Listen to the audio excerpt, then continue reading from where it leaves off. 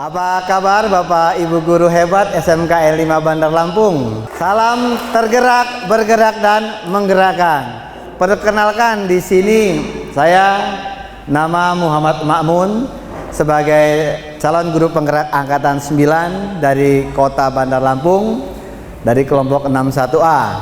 Izinkanlah pada kesempatan pagi hari yang cerah ini saya akan melaksanakan diseminasi untuk budaya positif di sekolah. Izinkanlah pada kesempatan pagi hari yang cerah ini saya akan melaksanakan diseminasi untuk budaya positif di sekolah.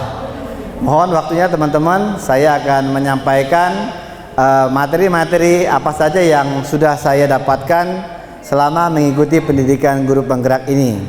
Dan alhamdulillah saya sudah mengikuti modul 1 yang diawali dengan modul 1.1 tentang filosofi Ki Hajar Dewantara. Di sini sesuai dengan judul saya akan menyampaikan tentang budaya positif. Pendahuluan di sini disampaikan Ki Hajar Dewantara mengumpamakan sekolah sebagai sebuah ladang, tempat persemaian bibit.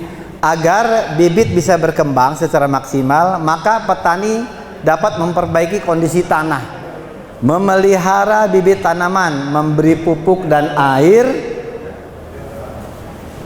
membasmi ulat-ulat atau jamur-jamur yang mengganggu hidup bibit tanaman dan lain sebagainya.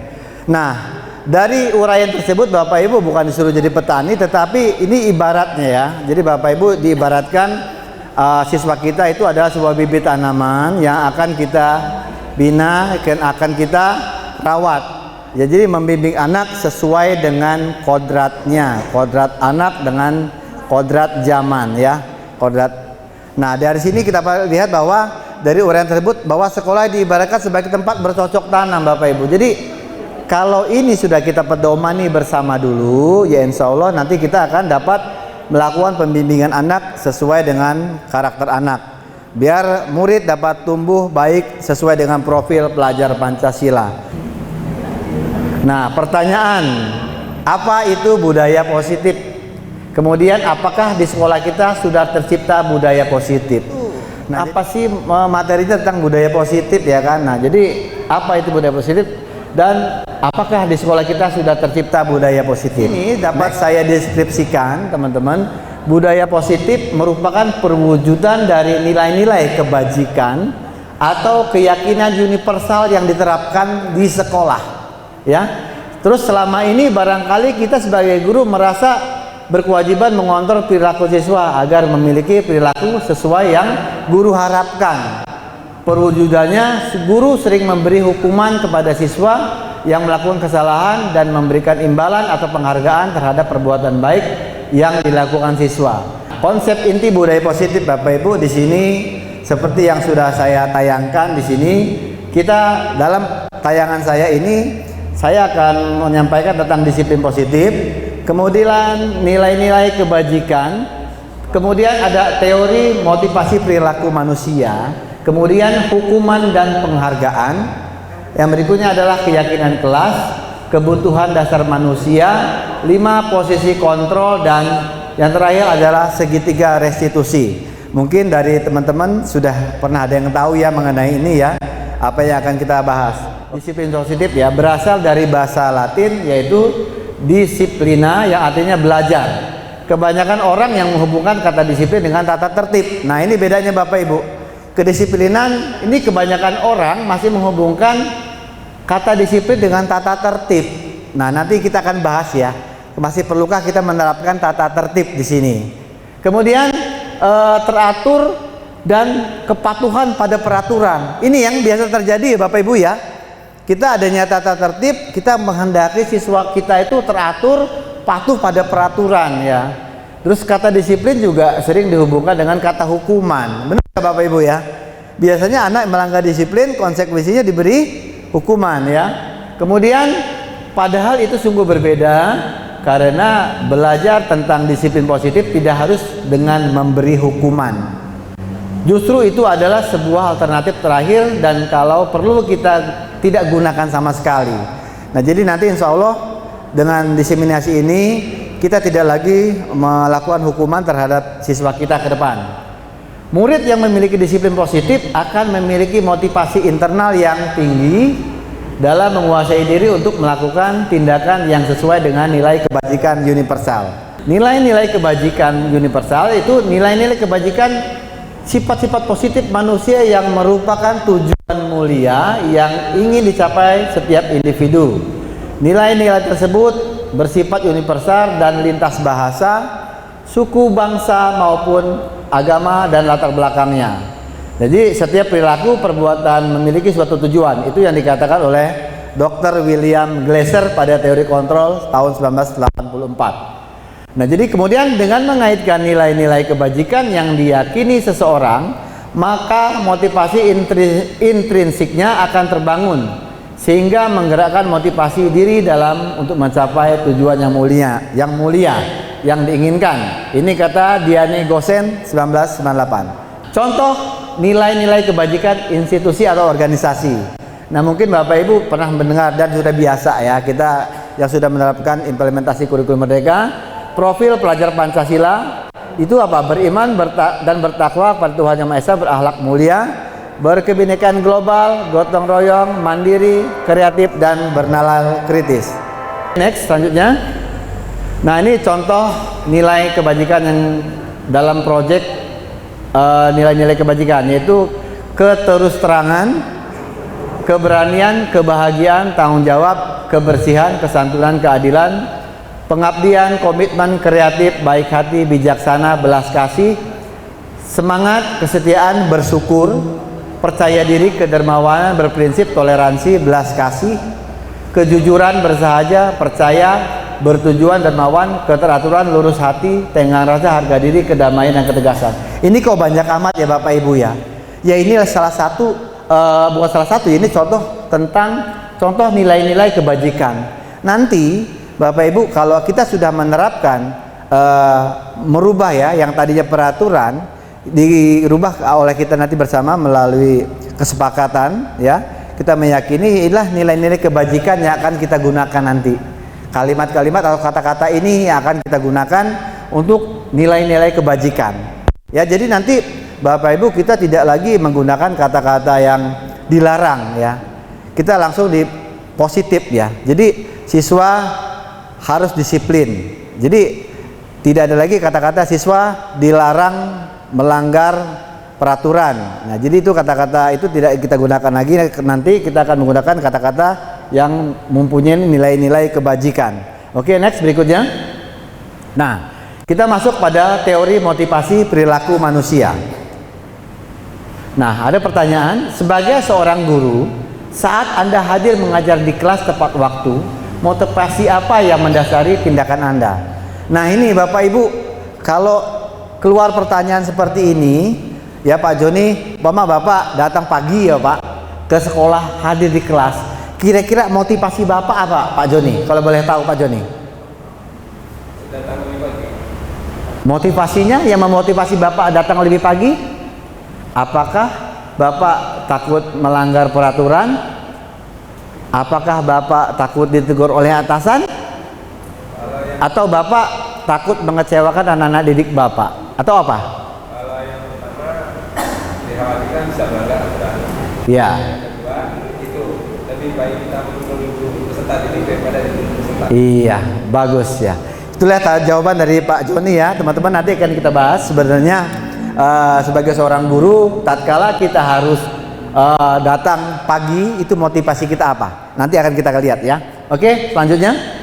Nah, jadi apakah Anda datang tepat waktu itu karena tidak ingin ditegur oleh atasan Anda dan kemudian mendapat surat peringatan ya? Seperti kepala sekolah menyampaikan bahwa ini harus upacara pagi, wajib ikut semua guru ya kan. Nah, saya harap motivasi Bapak Ibu hadir itu ada ya, bukan karena nanti takut ditegur oleh atasan ya, atau Anda ingin menjadi orang yang menghargai waktu, menghargai diri Anda sendiri sebagai teladan bagi anak murid Anda. Mungkin lebih tepat ke arah sana. Oke, next, selanjutnya Bang Rian.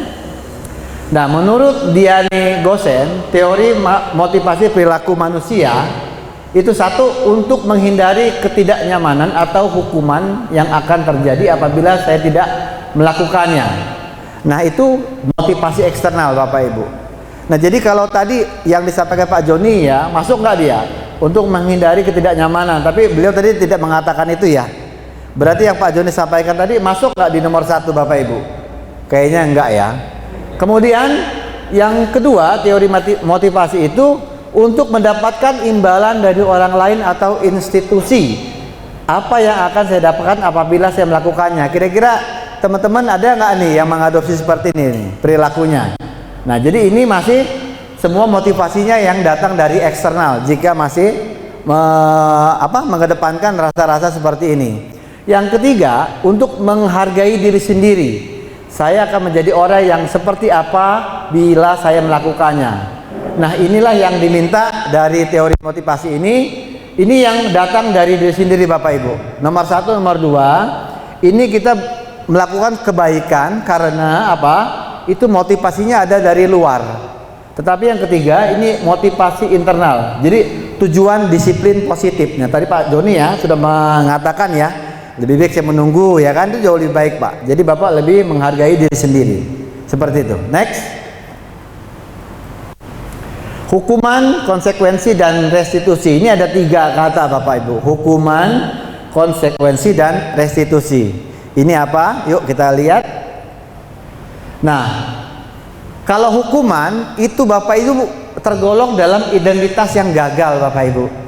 Nah, jadi kelak setelah diseminasi ini kita sudah memperkecil bahkan mentiadakan yang bersifat hukuman, karena itu masuk kelompok identitas gagal.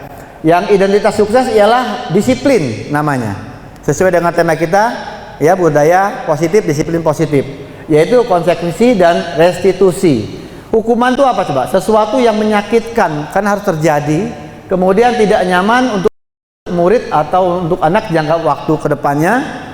Korban mendapatkan keadilan, murid akan tersakiti, perilaku agresif akan meningkat, sistem tidak akan berjalan bila murid tidak takut, ya, dan seterusnya. Kemudian untuk konsekuensi itu apa?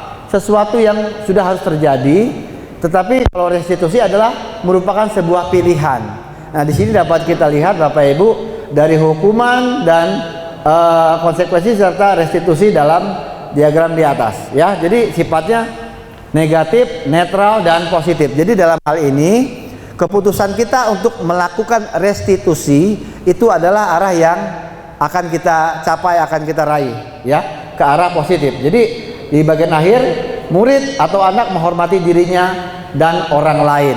Ini yang akan kita capai. Oke, selanjutnya. Nah, ini teman-teman, yuk kita sama-sama kita baca. Yuk, kebaca nggak yang di belakang Pak Eko? Bisa maju Pak, maju aja Pak, nggak apa-apa Pak. Nah, ini ada tindakan guru Bapak Ibu ya. Yuk kita coba sama-sama beri nilai ini hukuman atau konsekuensi. Seperti yang tadi dari diagram yang sudah saya sampaikan. Mencatat 100 kali di dalam buku kalimat, saya tidak akan terlambat lagi karena terlambat ke sekolah. Nah, untuk memberikan perintah anak mencatat 100 kali ke dalam buku, ini masuk kelompok hukuman atau konsekuensi, Bu Yuli? Hukuman. Oke. Hukumannya yang pertama kita catat, kita akan coba samakan jawabannya. Lari mengelilingi lapangan basket 2 kali karena terlambat hadir di sekolah. Nah, ini yang biasa di depan ini Pak Roni. Masuknya apa ini Pak? Hukuman ya. Oke, berikutnya murid diminta untuk push up 15 kali karena tidak menggunakan masker ya saat kita kemarin masa pandemi ya. Ini kategorinya hukuman apa konsekuensi ya Pak Joni? Murid disuruh push up 15 kali. Kategorinya hukuman apa konsekuensi Pak Joni? Konsekuensi, betul? Murid dipaksa ya, disuruh push up itu dipaksa ya, kan disuruh ya. Jawaban Pak Joni konsekuensi ya. Oke. Terus, nah ini ada yang keempat nih, menggantikan kertas tugas teman yang telah dicoret-coret. Ini konsekuensi apa hukuman? Konsekuensi. Oke. Kemudian membersihkan tumpahan air di meja tulis karena tersenggol pada saat belajar.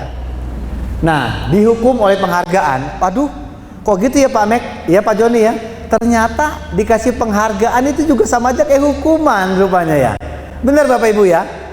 Coba kita baca selanjutnya. Oke, yuk. Nah, penghargaan tidak efektif. Nah, ini apa contohnya? Suatu penghargaan adalah suatu benda atau peristiwa yang diinginkan yang dibuat dengan persyaratan. Hanya jika Anda melakukan hal ini, maka Anda dapat mendapatkan penghargaan yang diinginkan. Jika saya mengharapkan sesuatu penghargaan dan tidak mendapatkannya, maka saya akan kecewa dan kecil hati. Nah, ini yang berkaitan dengan statement penghargaan tidak efektif Bapak Ibu. Dari 3 kalimat ini dapat kita baca. Dan selanjutnya Bang Rian. Nah, penghargaan merusak hubungan. Nah, jadi tadi ya, bagaimana penghargaan itu dapat merusak hubungan? Karena ketika seseorang diberi penghargaan atau dipuji di depan orang banyak, maka yang lain akan merasa iri. Nah, ini Bapak Ibu, kenapa tadi penghargaan juga sudah seperti hukuman kelasnya. Karena sebagian dari mereka tidak menyukai orang yang diberi penghargaan. Akibatnya ini berefek samping bagi orang yang mendapat penghargaan. Dia akan menjadi ibaratnya itu obongan ya di belakang ya. Itu jeleknya. Kan makanya masuk kelompok penghargaan itu dia dapat merusak hubungan. Yang berikutnya, jika seorang guru sering memberikan penghargaan kepada murid-muridnya, besar kemungkinan murid-muridnya termotivasi hanya untuk menyenangkan gurunya. Contoh, umpama nih, Pak Rusdi kalau ngajar sering ngasih hadiah. Yang bisa maju, nanti kamu dapat bonus pemakan Pak Rusdi permen, ya kan? Nah, orang-orang yang nggak dapat itu nanti kalau begitu bukan Pak Rusdi yang mengajar, mereka nggak semangat karena tidak ada yang guru-guru yang akan memberi dia hadiah. Ini Bapak Ibu ya, side effect yang lainnya tentang penghargaan. Oke, next Bang Rian. Nah, ini penghargaan menghukum. Nah, ini yang berat juga nih, penghargaan menghukum. Mereka yang tidak mendapatkan penghargaan misalnya dalam sistem ranking, mereka yang mendapatkan ranking kedua akan merasa paling dihukum. Kenapa nggak satu? Nah, makanya di beberapa kasus teman-teman ya, di rapot kita ada nggak ranking Pak Rusdi? Sudah nggak ada Pak. Tapi kita masih membuat-buat, betul nggak? Kita masih membuat-buat meranking supaya untuk memberitahu orang tuanya, ya kan, bahwa anak ibu ranking 1. Padahal ini Bapak Ibu yang ranking 2 itu udah rasanya tuh, kata dia. Mereka yang mendapat ranking 2 akan merasa paling dihukum. Nah, ini Pak Rusdi, Bu Peri ya. Kelak ini Bu, saat bagi rapor memang udah saatnya kita juga nggak perlu membacakan ranking-ranking Bu. Ini ternyata Bu, efek sampingnya Bu. Kemudian memberi penghargaan dan hukuman adalah hal yang sama karena keduanya mencoba mengendalikan perilaku. Yang keempat, karena orang pada dasarnya tidak suka dikendalikan, dalam jangka waktu lama penghargaan akan terlihat sebagai hukuman. Jika suatu penghargaan diharapkan namun Anda tidak mendapatkannya, Anda akan merasa dihukum. Nah, jadi kalau saya bagus tapi tidak mendapat penghargaan, saya seolah-olah dihukum. Next. Nah, ini yang tadi keyakinan kelas Bapak Ibu. Keyakinan kelas itu apa sih? Kok ada kelas diyakini gitu ya? Oke, kita lihat apa? Nah, ini ada lingkaran ya. Budaya positif, lingkungan positif, keyakinan kelas ya, dan peraturan kelas. Nah, jadi teman-teman di tengah-tengah itu adalah peraturan kelas. Peraturan kelas biasanya ada. Bang Rian sering buat ya peraturan kelas. Dilarang makan dan minum di dalam lab. Ya kan Bang Rian? Dilarang memindah-mindah peralatan. Ya kan? Nah, nanti kelak ini kita akan coba merubah perlahan ya, bertahap. Kita dari peraturan kelas akan kita rubah menjadi keyakinan kelas. Kemudian kita akan tingkatkan lagi untuk ke arah lebih besar lagi, itu menjadi lingkungan yang positif. Dan yang lebih besar lagi adalah tahapan kita ialah budaya positif. Ya, insya Allah budaya positif nanti akan kita terapkan di sekolah kita pelan-pelan Bapak Ibu ya. Next. Nah, pertanyaan, mengapa keyakinan kelas, kenapa tidak peraturan? Nah, tadi sudah disebutkan ya. Kenapa tidak peraturan? Kenapa harus keyakinan kelas? Kok berubah-berubah ya Pak Mek ya? Giliran Bapak udah ikut diklat kok ada begini ya. Coba nanti kita akan kita lihat ya. Oke, selanjutnya. Nah, mengapa tidak memiliki peraturan tentang penggunaan helm saat mengendara? Mengapa ada peraturan dilarang merokok di sekolah? Nih, perhatikan kalimat di samping. Nah, ini kan peraturan ya. Kemudian next. Nah, nilai-nilai keselamatan atau kesehatan itulah yang kita sebut sebagai keyakinan, Bapak Ibu. Tadi yang pertama tadi helm kaitannya dengan keselamatan, ya. Yang dilarang merokok berkaitan dengan kesehatan. Kenapa disebut keyakinan? Karena keyakinan yaitu nilai-nilai kebajikan universal yang disepakati secara tersirat dan tersurat, lepas dari latar belakang suku, bangsa, negara, bahasa maupun agama. Murid-murid pun demikian, mereka perlu mendengarkan dan memahami arti sesungguhnya tentang peraturan yang diberikan. Apa nilai-nilai kebajikan di balik peraturan tersebut? Apa tujuan utamanya? Oke, next. Nah, menurut Brainstorm Goal, suatu keyakinan akan lebih memotivasi seseorang dari dalam, ya, atau memotivasi secara intrinsik. Seseorang akan lebih tergerak dan bersemangat untuk menjalankan keyakinannya daripada hanya sekedar mengikuti serangkaian peraturan yang mengatur mereka harus berlaku begini atau begitu, ya. Jadi keyakinan kelas merupakan metode untuk menimbulkan kembali disiplin positif yang didasari oleh motivasi. Jadi harapan kita itu begini Bapak Ibu, garis besarnya dari tadi saya ngomong, ya. Jadi memang budaya positif disiplin itu biar anak itu keluar dari internalnya, dari intrinsiknya. Kalau ini sudah keluar dari dalam dirinya, makanya tidak diperlukan lagi peraturan Bapak Ibu. Yang dibutuhkan hanya keyakinan. Keyakinan kelas yang dibutuhkan, ya. Oke, next. Nah, ini ada pertanyaan lagi, ya, peraturan, ya Bapak Ibu. Ini Bapak Ibu diminta untuk berpikir tentang yang pertama peraturan. Kembalikan barang ke tempatnya. Nilai kebajikan yang dituju apa Bapak Ibu? Gimana Bu Penny? Ini ada statement, ya, ada peraturan kembalikan barang pada tempatnya. Ini Ibu nih sering nyuruh anak naruh bola, ya. Balikin lagi nak, ya. Nah, jadi kalimat itu masuknya nilai kebajikan apa? Supaya bisa rapi. Oke. Dilarang mengganggu orang lain. Pak Joni, ini masuk nilai kebajikan apa Pak Joni? Saling menghargai orang, dia bisa menghargai orang lain, ya, nilai kebajikannya. Kemudian hadir di sekolah 15 menit sebelum pembelajaran dimulai. Nilai kebajikan apa yang mau dituju? Disiplin. Oke, exactly, ya. Tepat. Kemudian dilarang melakukan kekerasan. Nilai kebajikan apa yang akan diambil? Ya, menghargai orang lain. Kemudian dilarang menggunakan narkoba, tadi sudah disebut di depan, berkaitan dengan kesehatan. Kemudian terakhir bergantian atau menunggu giliran. Iya, budaya. Iya, disiplin juga. Oke, kita lihat jawabannya. Iya.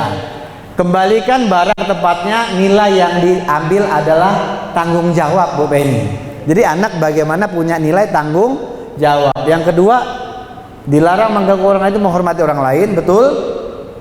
Hadir 15 menit itu menghormati orang lain dan komitmen. Kemudian melakukan keselamatan, dilarang menggunakan narkoba, kesehatan dan keselamatan, dan bergantian menunggu giliran menghormati orang lain dan bersabar. Itulah nilai-nilai yang harus kita bangun dari anak-anak kita kelak. Oke, next. Pembentukan keyakinan kelas. Oke, selanjutnya. Nah, contoh keyakinan kelas Bapak Ibu. Ini tidak banyak Bapak Ibu, ya, hanya 3. Datang tepat waktu, menjaga kebersihan, saling menghormati dan menghargai. Ini contoh. Datang tepat waktu ini apa tadi Bu? Kalimat sebelumnya apa? Dilarang terlambat. Jadi keyakinan kelas yang nanti dibangun seperti ini Bapak Ibu. Di kelas itu nanti insya Allah nanti teman-teman tidak lagi menuliskan dilarang datang terlambat. Jadi keyakinan kelas yang seperti ini yang akan kita jaga kebersihan. Jadi anak-anak wajib piket setelah pulang. Itu nilai-nilainya digantikan dengan menjaga kebersihan. Kemudian saling menghormati dan menghargai. Ini tadi. Tidak mengganggu teman, tidak berisik, tidak ribut. Ya kan, tidak meminjam-minjam peralatan. Jadi ini sudah dipersepit dengan nilai. Jadi nilai itu supaya hadir dari dalam diri siswa. Next. Kebutuhan dasar manusia. Selanjutnya. Nah, jadi teman-teman, kita sebagai guru ini perlu juga memahami sebenarnya siswa itu butuhnya apa di sekolahan, ya.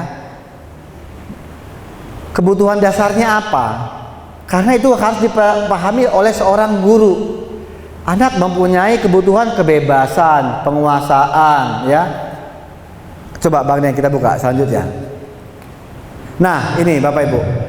Jadi tolong setiap kita dapat memahami ini, kebutuhan dasar manusia ini semua sama Bapak Ibu. Tidak hanya kita sebagai guru, tapi ini juga siswa juga sama, ya. Jadi bagaimana seorang manusia itu punya kebutuhan untuk bertahan hidup. Kemudian kebutuhan kasih sayang, kebutuhan sebagai powernya yaitu penguasaan, kemudian kebutuhan kebebasan dan kesenangan. Nah, dari sini Bapak Ibu nanti akan tergali penanganan yang cocok untuk anak-anak kita seperti apa. Makanya gini, saat anak kita ribut Bapak Ibu ya, kemarin kan sering ya Bu Penny, kita di ruang guru, belakang kita kan kelas ya, anak ribut mau teriak-teriak, itu kebutuhan apa yang sedang dia lakukan itu Bu Penny? Kebebasan apa kesenangan? Yang dia teriak-teriak, lari sana lari sini. Iya, nah jadi kita juga harus memahami kebutuhan dasar anak tentang kebebasan. Nanti ada cara penanggulangannya. Oke, yang berikutnya. Nah, ini 5 dasar kebutuhan manusia yang tadi sudah saya sampaikan. Selanjutnya. Oke, next. Yuk kita analisis kasus berikut. Nah, ini Bapak Ibu, dari paparan saya dari awal sampai slide yang ini, saya akan memberikan sebuah kasus. Mari kita analisis bersama-sama. Yuk. Nah, ini coba Bapak Ibu saya bacakan, yang di belakang tidak terbaca. Tahun ini Dimas genap berusia 17 tahun. Ia senang sekali ketika ayahnya mulai mengajarkan cara nyetir mobil. Posisi kontrol yang digunakan oleh Diane Dawson dan contoh penerapannya.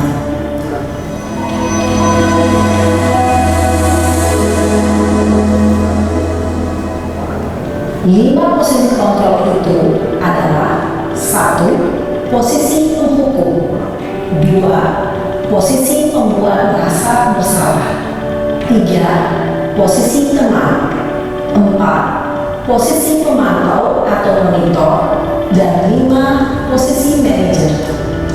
Untuk lebih memahami kelima posisi tersebut, mari kita saksikan kasus Naren yang terlambat hadir 20 menit Ya, ini siswa terlambat hadir Bapak Ibu. Bagaimana kelima posisi kontrol dalam menghadapi masalah tersebut.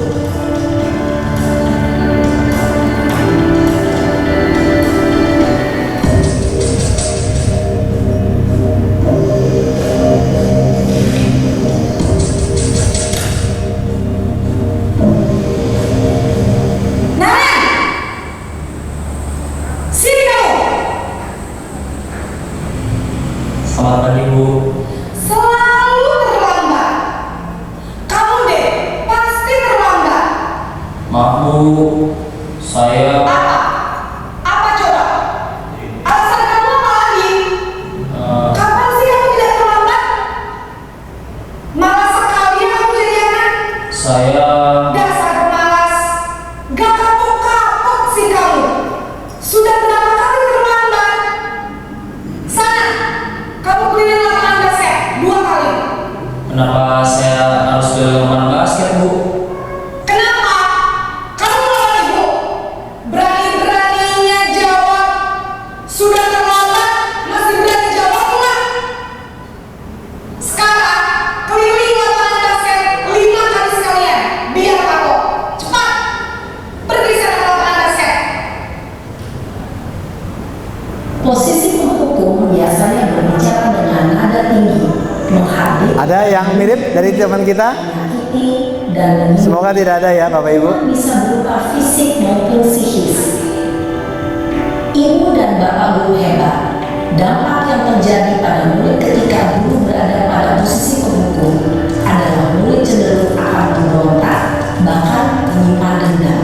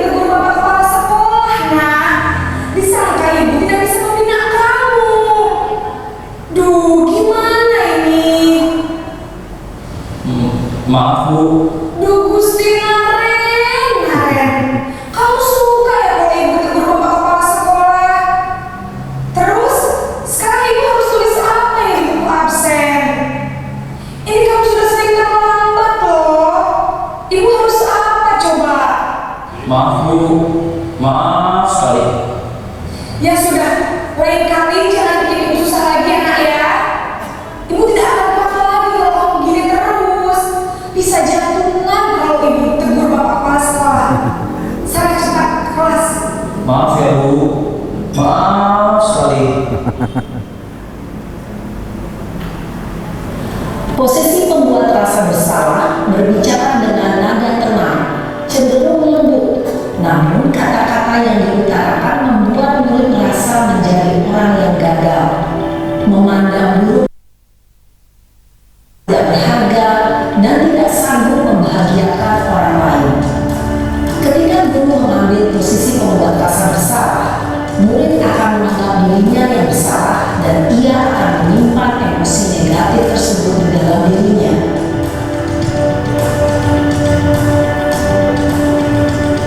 Posisi teman.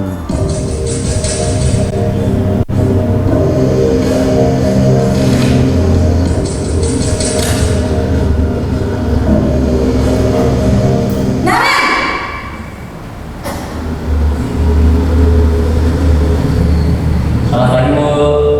Wah, sudah jam berapa ini nak? Terlambat lagi ya sayang. Iya Bu, habis ibu saya lupa bangunkan saya Bu. Kamu malah menyalahkan ibu kamu. Kamu bukan yang paling kencang. Kok terlambat sih? Iya Bu, saya memang terlambat bangun tadi. Jadi biarpun saya lagi kencang, tetap gak kencang Bu. Ya sudah sana. Nanti lain kali larinya lebih kencang lagi ya. Biar gak terlambat lagi. Bikin seneng ibu demi ibu. Bisa kan? Bisa lah Bu. Ya sudah sana masuk kelas. Ibu beresin urusan absen kamu. Kamu ini ada-ada saja. Dalam posisi teman, guru berbicara dengan nada suara ramah, akrab, cenderung bersenda gurau untuk menjaga suasana tetap santai. Murid akan merasa senang, aman, dan akrab dengan guru. Identitas yang tercipta adalah identitas sukses atau berhasil. Namun, perlu diingat, karena ini masih dorongan eksternal, maka ada faktor ketergantungan dari murid kepada orang tertentu. Di sini guru absennya, sehingga di lain waktu murid bisa berperilaku baik, namun hanya kepada orang-orang tertentu saja.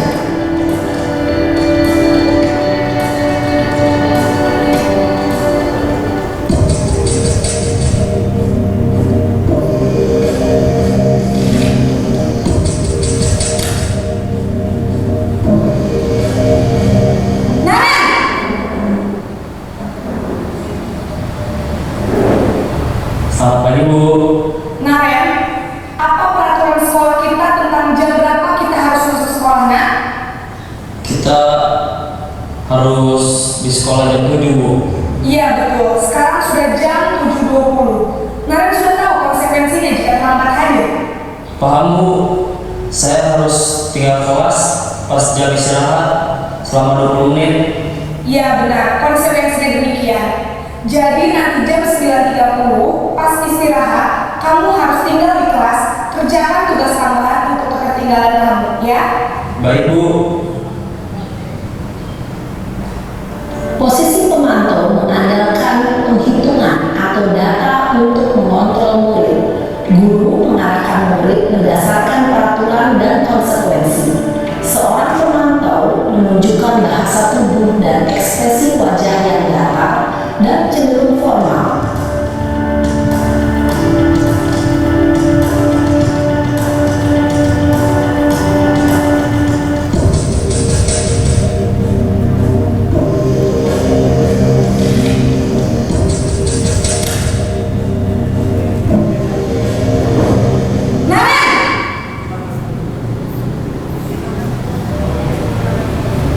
Selamat pagi Bu. Selamat pagi Naren. Maaf Bu, saya terlambat. Iya, sekolah masuknya jam 7, sekarang sudah jam 7.20. Jadi sekarang bagaimana ya Naren? Maaf Bu, saya lupa setel alarm saya semalam. Baiklah, menurut kamu, keyakinan sekolah yang mana yang perlu kamu tingkatkan? Menghargai diri sendiri dan orang lain mungkin ya Bu. Setuju. Jadi, apakah Naren meyakini prinsip saling menghormati tersebut? Iya Bu, saya meyakininya. Apakah Naren bersedia memperbaiki masalah keterlambatan ini? Bersedia Bu. Bagaimana kamu akan perbaiki masalah keterlambatan ini? Saya akan coba untuk tidak lupa menyetel alarm saya Bu. Baik, kalau Naren lupa menyetel alarm di rumah, ada orang yang kira-kira bisa bantu mengingatkan tidak? Ada Bu, kakak saya, Kak Emma. Ada lagi selain Kak Emma? Selain Kak Emma, ada Jadi yang mengingatkan Naren adalah Kak Emma dan ibu kamu ya? Kira-kira akan mulai set alarm kapan nih Naren? setelah pulang sekolah akan segera saya lakukan. Baik, jadi Naren akan setel alarm untuk bangun besok pagi dan akan diingatkan oleh kakak dan ibu dan Naren ya. Ada lagi yang mungkin perlu dilakukan Naren agar tidak terlambat bangun lagi. Tidak ada Bu. Baik Naren, terima kasih untuk kerjasama kamu. Sekarang kamu perlu kembali ke kelas untuk belajar. Baik Bu, terima kasih. Posisi manajer adalah salam dan bahagia ibu dan bapak guru hebat. Pada video kali ini kita akan membahas tentang salah satu program disiplin positif yang diterapkan di lingkungan sekolah yang dikenal dengan nama restitusi.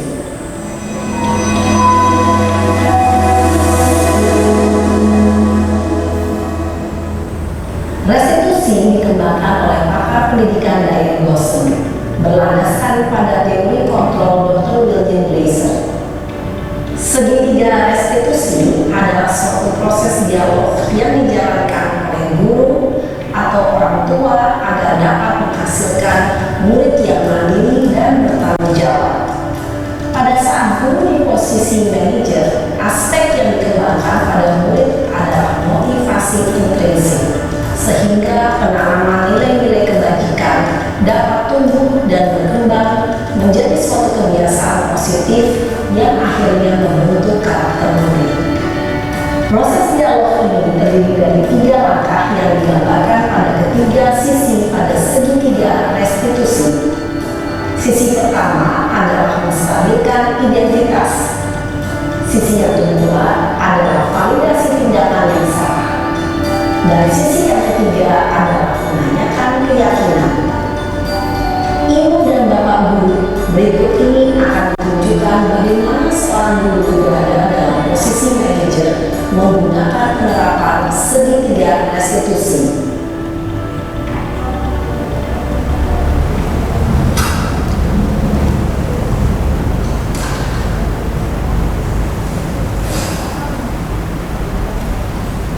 Siang Sarah. Siang Pak. Sudah lama nggak ketemu Sarah? Kenapa hari ini ada di sini? Kesel Pak, kesel banget. Masa aku dikatain itu fitnah Pak? Ya aku marah lah. Aku balik ke TK di depan kelas. Kesel banget. Oh begitu. Ya pasti kamu marah dan kesal. Bapak juga akan marah apabila ada yang menuduh Bapak seperti itu. Kemudian pada saat itu kamu melakukan apa? Ya saya langsung ngatain mereka lah Pak. Kesel banget. Saya bentak-bentak dia di depan teman lain. Oh begitu. Pasti kamu melakukan seperti itu karena suatu alasan tertentu kan? Iyalah, masa saya diam saja Pak? Ya saya bela diri lah. Masa saya dituduh tukang fitnah? Ya wajar lah. Mempertahankan harga diri itu sesuatu yang penting buat kamu. Untung kamu tidak bertindak yang gegabah lagi, hanya membentak-bentak. Iya Pak. Untung saya masih bersabar dan hanya membentak saja. Sudah gemes padahal. Saya pasti bela diri lah. Ya pasti ya. Tapi kamu memilih untuk tetap bertahan dan bersabar. Kamu memilih untuk tidak berbuat lebih parah lagi bukan? Iya. Nah, sekarang coba kita lihat lagi. Tindakan kamu yang membentak-bentak Eka jelas. Tindakan kamu itu kira-kira sesuai dengan keyakinan kelas atau prinsip kamu tidak? Pak, capek Pak di rumah. Jadi keyakinan atau prinsip mana yang kurang sesuai dengan keinginan kamu? Ya, saya sebenarnya sangat menghargai orang lain. Mungkin saat itu saya menjadi emosi, jadi tidak menunjukkan sikap itu. Kamu meyakini tidak? Menghargai orang itu penting buat kamu. Yakinlah Pak. Iya, setuju. Kita harus saling menghargai. Namun, ada juga keyakinan yang kita sepakati yang perlu kita jalankan apabila kita sedang marah, kan? Ya, saya bisa lebih proaktif, mulai dengan diri sendiri. Saya bisa jadi lebih bersabar, mengambil waktu jeda untuk berpikir mau apa selanjutnya. Kira-kira kamu bersedia memperbaiki masalah ini tidak? Bersedia Pak. Kalau kamu memperbaiki masalah ini, kamu akan menjadi orang seperti apa? Saya akan menjadi orang yang bertanggung jawab kali ya Pak. Dan senantiasa proaktif. Iya, menurut kamu bagaimana rasanya menjadi orang seperti itu? Ya nyaman lah, bangga bisa bersabar dan menahan diri. Baiklah kalau begitu. Yuk kita pikirkan bagaimana memperbaiki masalah ini.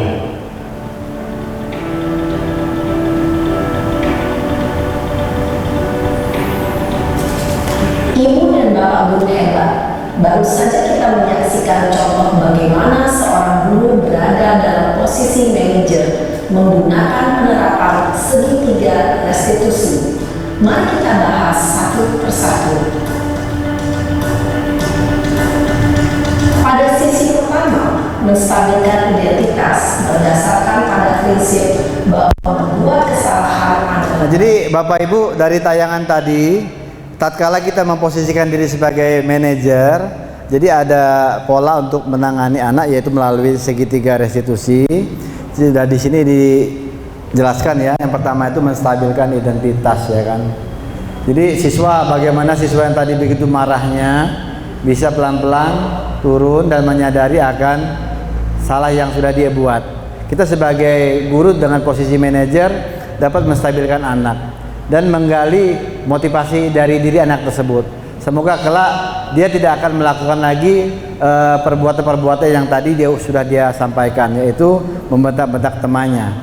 Baiklah teman-teman, dari penyampaian yang tadi mungkin ada yang ingin ditanyakan, saya persilakan. Pak Joni? Sudah cukup jelas? Ada? Oh Pak Sabto, silakan Pak Sabto. Mana mic-nya ya? Oh ini Pak Joni dulu, Pak Joni. Oke Pak Joni.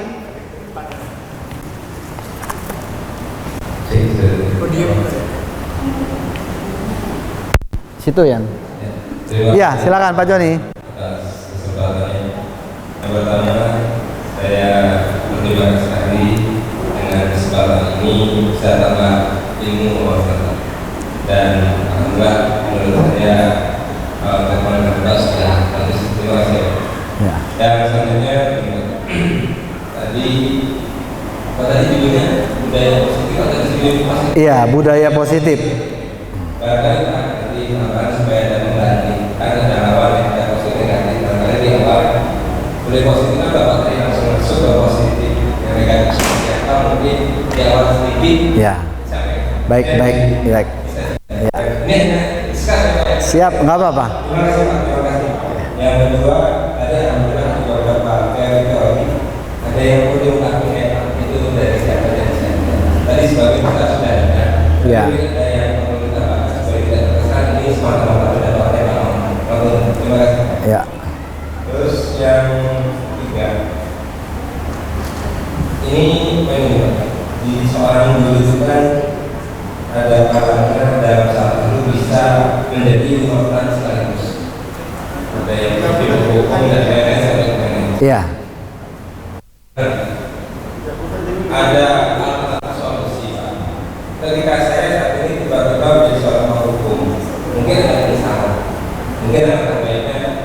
Setelah itu apa solusinya? Sedikit minimal setelah itu saya begini supaya tidak menjadi hukum terus. Suatu saat di hari yang sama ada murid sama itu dari 20 atau apa itu. Saya ternyata jadi seorang teman, kelupaan.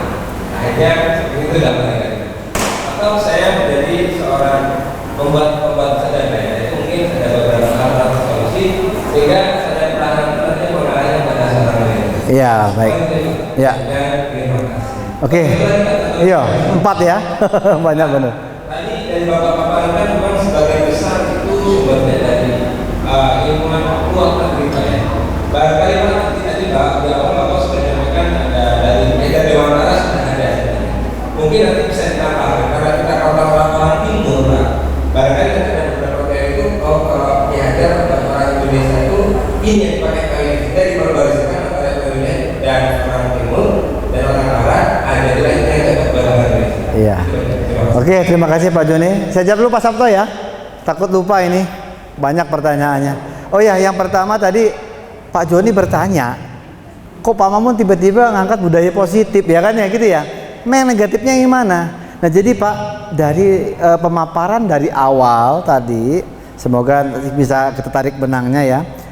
Dari visual yang sudah saya sampaikan yang pertama sampai yang terakhir, itu memang semuanya kalau kita masih menerapkan peraturan, ya kan? Kemudian motivasi siswa untuk berubah masih dari eksternal, itu kategorinya kita masih gagal Pak. Karena kita dalam budaya positif ini kita akan mengejar supaya motivasi intrinsik dari siswa. Jadi siswa melakukan kebaikan karena keyakinannya akan kebajikan universal tadi yang sudah disepakati bersama. Makanya dalam sebuah sekolah banyak menerapkan peraturan. Nah itu masih kelompok kategorinya identitas gagal Pak. Karena identik dengan hukuman. Orang melanggar peraturan pasti identik dengan hukuman. Ya kan? Berbeda kalau kita melakukan sebuah keyakinan. Keyakinan itu berakibat dengan sebuah konsekuensi yang biasanya ada runutannya. Seperti contoh tadi yang saya buat, seperti anak terlambat 10 menit pelajaran PJOK, si guru akan menyuruh dia lari dulu. Lari dulu kan kaitannya kena pemanasan. Gitu Pak Joni ya. Yang berikutnya untuk apa tadi, orang luar tadi ya. Ya. Ya, di dalam pemaparan saya tadi pendahuluan, ini cikal bakalnya Pak. Jadi filosofi KHD itu mengibaratkan sekolah ini seperti sebuah ladang Pak. Tanaman-tanaman tuh banyak. Jadi supaya jika bibit yang kita dapatkan ini bibit padi, kita rawat dengan cara merawat padi. Begitu juga kita dapat bibitnya jagung, kita rawat sesuai dengan seperti merawat jagung. Maksudnya apa? Makanya dalam filosofi KHD, kita pembelajaran sini harus memahami anak itu sesuai dengan kodrat alam sama kodrat zaman.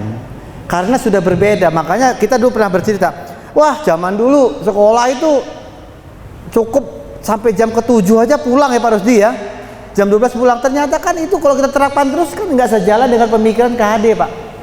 Dimana pemikiran itu kan sudah dijelaskan. Kita pendidikan itu harus berdasarkan kodrat alam sama kodrat zaman. Alamnya udah beda.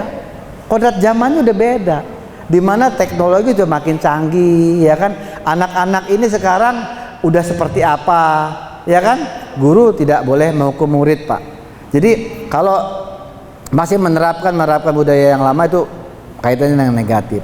Kemudian kenapa diambil dari contoh luar? Memang yang banyak melakukan penelitian memang dari luar Pak. Makanya kita banyak mengadopsi dari William Gosen yang divisualkan oleh Diane tadi. Untuk bentuknya seperti apa. Nah kemudian pertanyaan Bapak yang berikutnya apa tadi? Yang ketiga, 5 peran. Nah 5 peran ini Bapak Ibu gini, ini saya pun juga sama Bapak Ibu, saya juga baru ikut Diklat Timur berjalan 2 bulan ya. Saya penerapan pun mungkin belum seperti yang diharapkan, tetapi minimal dari tayangan ini membuat sebuah gebrakan buat diri kita.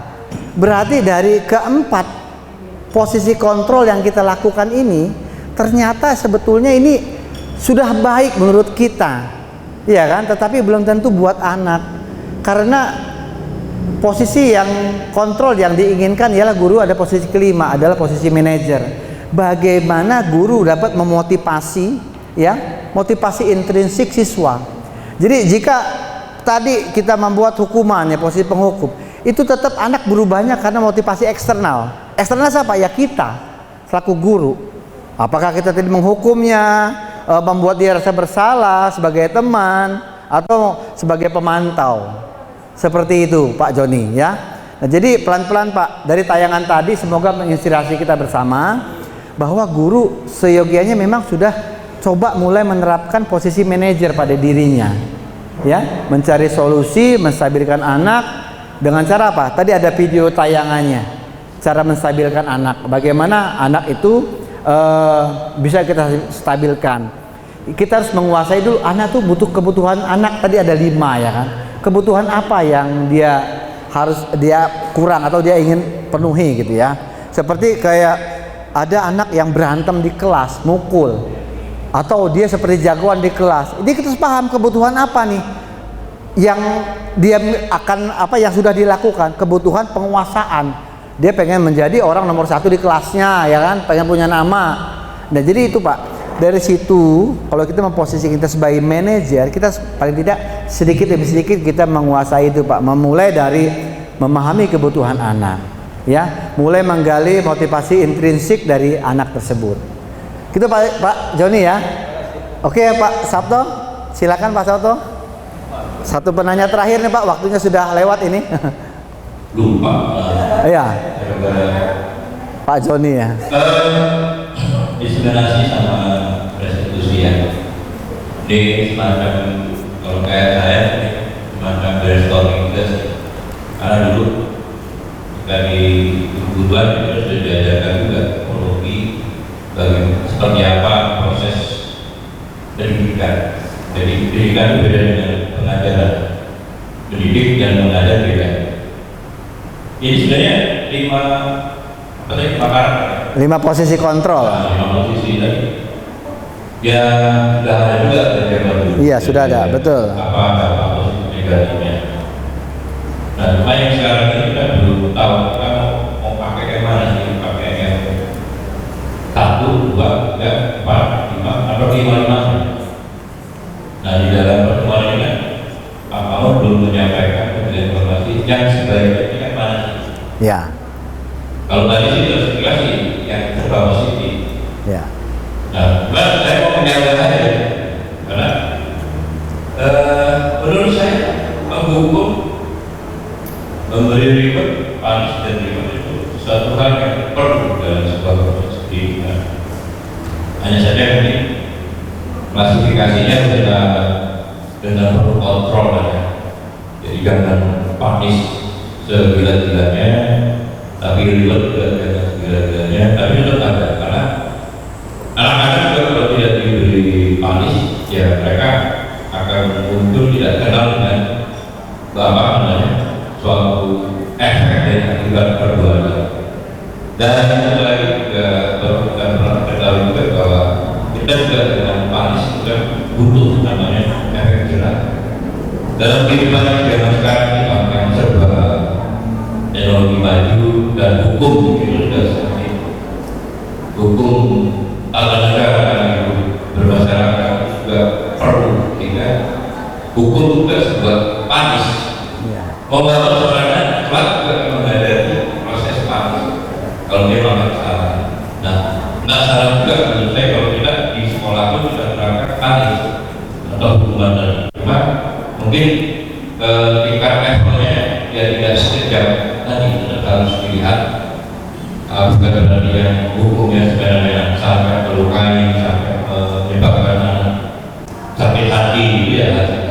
Saya kira itu mungkin dari orang. Ya, terima kasih Pak Sato. Waduh, sebuah pertanyaan yang bagus ya Pak.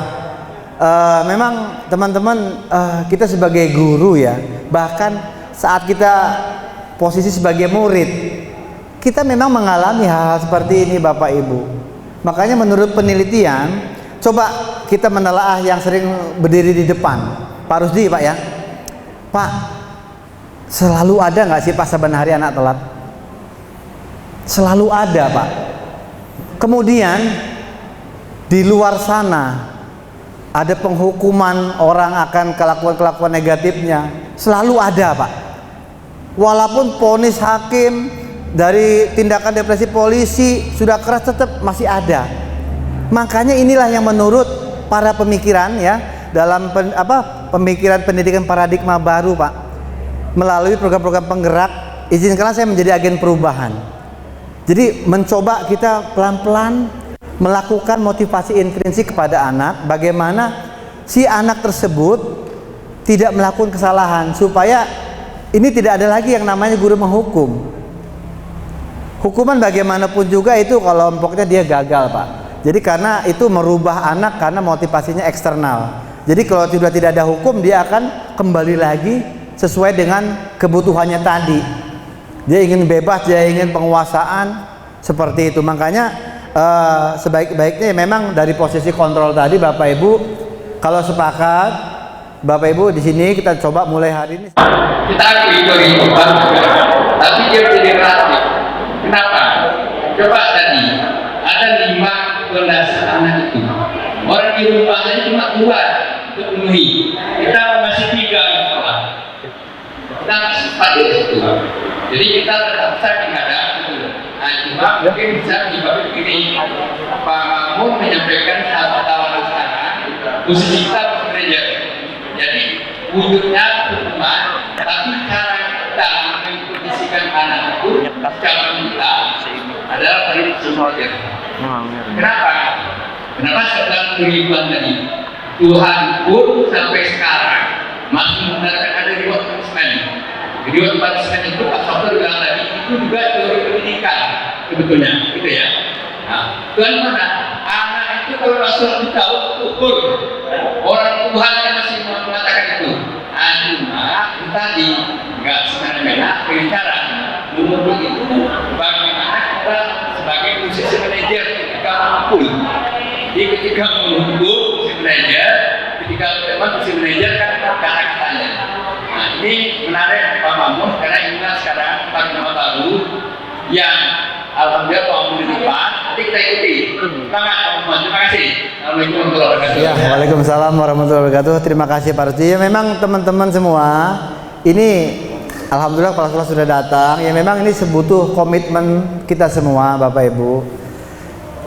Kita dulu kurikulumnya belajarnya kurikulum 2004 Pak Yace, kurikulum KTSP. Sekarang kemarin Pak Rusdi datang membawa kita kurikulum paradigma baru ya, kurikulum SMKPK, yang terakhir kurikulum Merdeka. Artinya Pak, semua melalui proses Pak. Dulu yang Bapak katakan, ya mungkin di zaman kurikulum apa, di zaman siswanya kayak mana, ya kan? Sekarang ini Bapak Ibu, dengan banyaknya kasus kejadian miris Bapak Ibu, jadi gini, kenapa kita coba yuk pelan-pelan masuk ke posisi manajer? Banyak banget berita Bapak Ibu, dulu nempeleng ini Bu, fisik pak, nggak apa-apa. Tapi sekarang jangan kata nempeleng Bapak Ibu, manggil anak nih Pak Joni, anggap di kelas nih, ini Pak Joni saya panggil, saya berikan sih, kamu ini ya, ini udah pembulian Bapak Ibu. Nah jadi ini kita memang dilema Pak, memang benar hukuman perlu, tapi zamannya udah beda. Makanya filosofi KHD inilah yang ikut terus Pak sampai ke pendidikan sekarang. Inilah yang digadang-gadang oleh pemerintah, kurikulum Merdeka itu penjelmaan dari filosofinya KHD. Pembelajaran itu bukan maunya guru sekarang ini. Pembelajaran itu adalah pembelajaran yang menuntun anak maunya apa. Makanya saya masih ingat banget Pak Rusdi mengatakan kita itu berhamba kepada murid sekarang ini. Berhambanya tuh saya mikir dulu Pak Rusdi lebay amat sih berhamba, emang itu dewa ya kan? Dulu saya begitu Pak, gila aja kita berhamba kepada murid. Ternyata kan nggak, berhamba itu Bapak Ibu. Makanya gini, kita coba tarik telah benang merahnya, pedomani dulu. Anak itu harus kita kenal Bapak Ibu, pahami dia secara kodratnya. Kalau anak dari kodratnya daerah lingkungan keras, daerah Panjang, daerah pelabuhan, beda nanganinya anak komplek. Kalau kita pukul rata sama susah. Makanya ini selalu kadang-kadang, begitu juga dengan kodrat zaman. Zamannya udah beda. Dulu zaman anak ditendang lari nggak akan ulangi Pak. Coba sekarang kita mukul, ada yang rekam sengaja membuat, ada mau buat konten. Nah jadi ini sangat miris, makanya pelan-pelan Pak ini dicoba sama kita rubah. Sekarang ini yang namanya perbuatan pidana kepada anak bukan hanya fisik Pak, tetapi verbal pun sudah masuk. Jadi contoh lagi begini, bagaimana ada guru yang baru lagi viral gara-gara nyuruh anak sholat Jumat, iya kan? Itu dendanya berapa kemarin? 50 juta kalau nggak salah. Nah artinya Bapak Ibu, ternyata melatih anak untuk menjadi yang baik sudah saatnya berubah Bapak Ibu, dari motivasi eksternal menjadi motivasi intrinsik dari internal. Konsepnya itu sebetulnya konsepnya Pak. Jadi kalau kita udah berhasil meyakinkan anak bahwa keyakinan kita nilai kebajikan universalnya ini, kita bangun anak itu sesuai dengan dari hatinya, semoga tidak akan ada lagi. Makanya dalam contoh-contoh tadi memang itu mungkin ada yang ekstrim barangkali, tapi yang seperti yang kayak tadi guru posisi kontrol itu penting juga buat kita. Kita itu ada di mana sih sebentar sekarang ini? Ternyata 4 posisi kontrol tadi Bapak Ibu masih motivasi eksternal, belum motivasi internal. Nah jadi memang posisi manajer lah yang mungkin akan kita coba pelan-pelan kejar.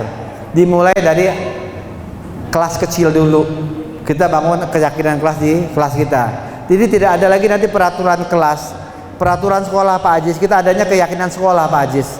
Mungkin Pak Ajis sudah belajar kemarin CGP ya, walaupun udah motong saya jauh ya, udah sampai modul 4 ya. Saya baru tamat modul 1, Pak Ajis modul 4. Itu semua arahnya ke sana Pak. Makanya sekarang saya paham kenapa pemerintah ada sedikit membuat persyaratan kalau mau jadi kepala sekolah dari guru penggerak gitu kan ya, ternyata ya karena guru-guru penggerak sudah belajar ini semua Pak. Ternyata semoga dia memang menjadi agen perubahannya. Kalau dia jadi orang nomor 1 menjadi agen perubahan itu mudah, tapi kalau umpamanya dalam sebuah komunitas praktisi di sekolah yang besar, seorang guru tersebut dia hanya sendirian, sementara yang lainnya nggak pernah ngikut kegiatan yang seperti ini, akan dibawa perubahan untuk yang lebih baru gitu ya, tentang paradigma baru ini berat Pak tantangannya. Jadi memang betul-betul ya ini sebuah perjuangan. Saya juga masih tahap belajar Pak, kadang-kala juga masih kelepasan ini terus terang ya, kita juga masih marah juga ya, tetapi memang pelan-pelan kita bangun Pak. Kita marah karena anak-anak belum ada keyakinannya. Anak-anak ini dulu yang kita rubah, anak-anak ini kita rubah dulu dari mulai pembiasaan tentang peraturan menjadi keyakinan. Nah kalau dia udah yakin nggak ada lagi kita marah gitu. Insya Allah seperti itu Pak kelak. Tapi memang pendidikan ini bertahap Pak, tidak bisa sekaligus. Itu saja Pak Rusdi, terima kasih. Nah jadi memang sebaiknya kita dari awal tadi sudah mencoba dari awal tuh memahami kodrat alam, kodrat zaman anak tersebut, kebutuhan anak tersebut ya kan. Kemudian posisi kontrol, yang terakhir penanganan posisi manajer dengan segitiga restitusi. Baiklah Bang Rian, next mungkin dari tayangan saya untuk diseminasi budaya positif di SMK 5 Bandar Lampung cukup sekian. Kurang lebih saya mohon maaf. Saya akhiri. Wassalamualaikum warahmatullahi wabarakatuh. Terima kasih.